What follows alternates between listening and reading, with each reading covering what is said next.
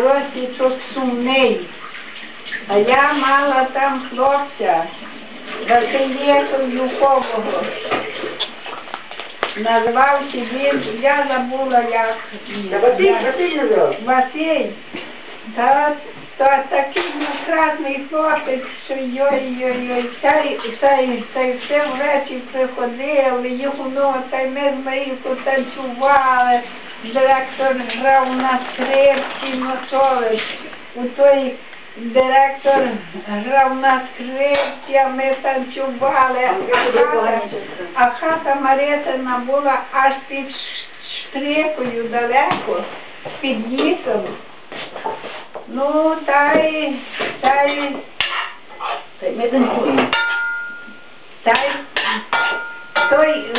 той Василь, а Марійка мала Максима Болехівського, що ходив до Марійки, Болехівський Максим. Та якраз облава налетіла. І що то розгром... Та той шумний Ростічок сидів у нас у хаті, лиш перед хвилину, та й співав. Я люблю спершу отаку на твою зброю, та й співав. Я люблю твою хату поліську, я люблю свій зажурений ліс. І понуре поліське болото, на полісі робився я зріс. Я люблю свою хату поліську, я люблю свій зажурений ліс. Вже старший чоловік.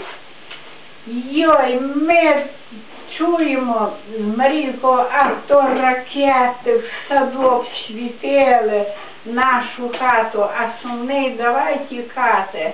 А перед хатою, дебрі така була, та й сумного вбили, та й Максима вбили туди. Йой-йой-йой, та й Марійка Волковецька так плакала, що ходила до Ворожки, та й Ворожка сказали, що ти як не будеш, себе не візьмеш в руки і будеш плакати, то ти згорієш. Та й тоді їх побили, та й далеко було НКВД, там кадастр паспортний стіл. Поскладали всі вгорі стіною, отак як вони були, він таку мав сіру смушеву шапку, та й поскладали всі вгорі стіною.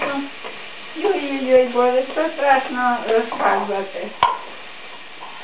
Ой. Та й що то? Де їх поховала, Марійка ходила аж до Блехова.